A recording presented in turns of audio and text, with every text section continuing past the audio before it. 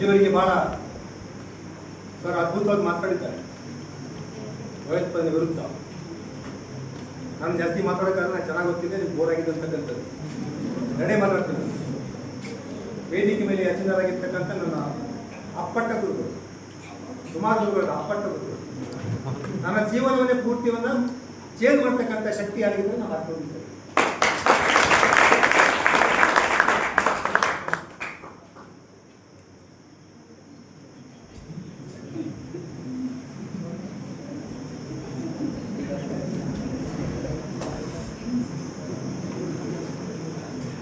ಇವತ್ತಿನ ದಿವಸ ಯುದ್ಧ ಕಾಲ ಅಲ್ಲ, ಇದು ಶಾಂತಿ ಕಾಲ. ಯುದ್ಧ ಕಾಲ ಅಲ್ಲ, ಇದು ಶಾಂತಿ ಕಾಲ. ಇದು ಬುದ್ಧನ ಕಾಲ, ಇದು ಬಾಬನ ಕಾಲ, ಇದು ಬಸವಣ್ಣ ಕಾಲ.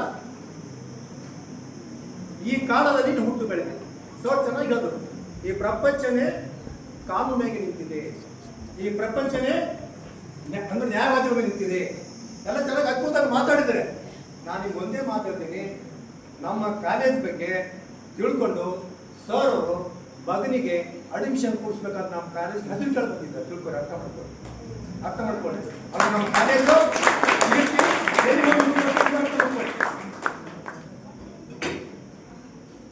ಅವರು ತತ್ವಜ್ಞಾನಿ ಹೇಳ್ತಾನೆ,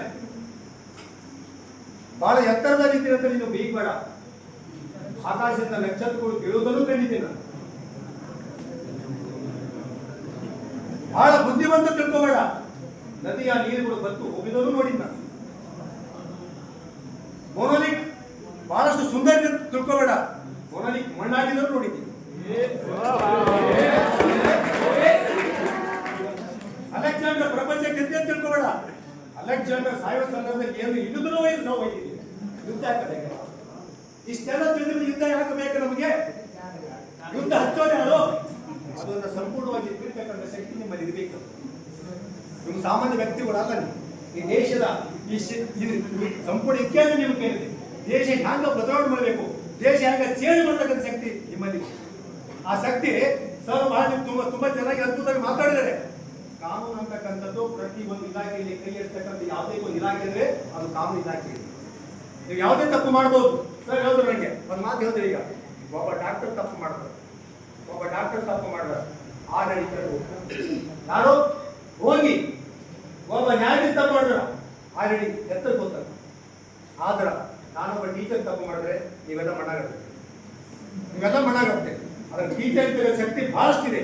ಅದಕ್ಕೆ ಸರಿಗೆ ನಾವು ಯಾಕೆ ಅವ್ರಿಗೆ ನಾವು ಅಚಾನಕ್ ಬಂದರು ಆಕರ್ಷಕವಾಗಿ ಯಾಕೆ ಮಾತಾಡ್ತಂದ್ರೆ, ಅವರ ಹಿತವಾದಗಳು ನಿಮ್ಮ ಕಿವಿಯಲ್ಲಿ ಬೀಳಿ ಸ್ವಲ್ಪ ಪರಿವರ್ತನೆ ಆಗಲಿ ಅಂತಕ್ಕಂಥ ನಿಟ್ಟಿನಲ್ಲಿ ಸರ್ ಅನ್ನ ಕೂಡಿಸಿ ಈ ವೇದಿಕೆಯನ್ನು ಸಜ್ಜು ಮಾಡಿಕೊಂಡು ಸರ್ ಇಂದ ಮಾತಾಡಿಸಕ್ಕೆ ನಾನು ಅಭಿಪ್ರಾಯ ಪಟ್ಟಾಗ ಸರ್ ಒಪ್ಕೊಂಡ್ರು. ಸರ್ ನಿಮಗೆ ತುಂಬಾ ಧನ್ಯವಾದಗಳು ಸರ್. ನಮಗೆ ಮತ್ತೊಮ್ಮೆ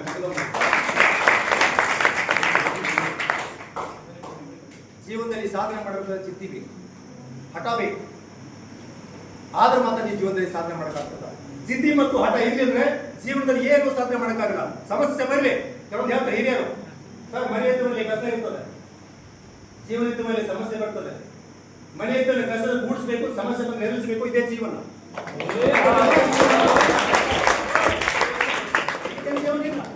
ನಾನು ಜಾಸ್ತಿ ಮಾತಾಡಕ್ಕಾಗಲ್ಲ.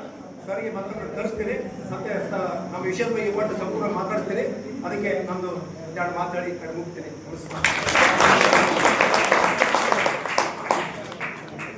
ನಮ್ಮೆಲ್ಲರಿಗೂ ಉದ್ದೇಶಿಸಿ ಈ ದಿವಸದ ವಿಷಯವನ್ನು ಕುರಿತು ಮಾತನಾಡಿದಂತ ನಮ್ಮ ಕಾರ್ಯಕ್ರಮದ ಅಧ್ಯಕ್ಷತೆ ವಹಿಸಿದಂತ ಡಾಕ್ಟರ್ ಶಿವಾನಂದ ಹೆಚ್ಡಿ ಸರ್, ಪ್ರಾಂಶುಪಾಲರು, ಇವರಿಗೂ ನಾನು ತುಂಬ ಧನ್ಯವಾದಗಳನ್ನು ತಿಳಿಸುತ್ತೇನೆ. ಈಗ ಕಾರ್ಯಕ್ರಮದ ಅಂತಿಮ ಘಟ್ಟಕ್ಕೆ ನಾವು ತಲುಪಿದ್ದೇವೆ. ವಂದನಾರ್ಪಣೆಯನ್ನು ಕೂಡ ನಾನು ಹೇಳಕ್ಕೆ ಇಚ್ಛೆ ಪಡುತ್ತೇನೆ. ಈ ಕಾರ್ಯಕ್ರಮದ ಅಧ್ಯಕ್ಷತೆಯನ್ನು ವಹಿಸಿದಂತ ನಮ್ಮ ಕಾಲೇಜಿನ ಕೇಂದ್ರ ಬಿಂದು ಅಂತಾನೆ ಹೇಳ್ಬೋದು doctor Shivananda HD sir, principal Vijnaneshwara ಸರ್ಕಾರಿ ಕಾನೂನು ಕಾಲೇಜ್ ಕಲಬುರಗಿ.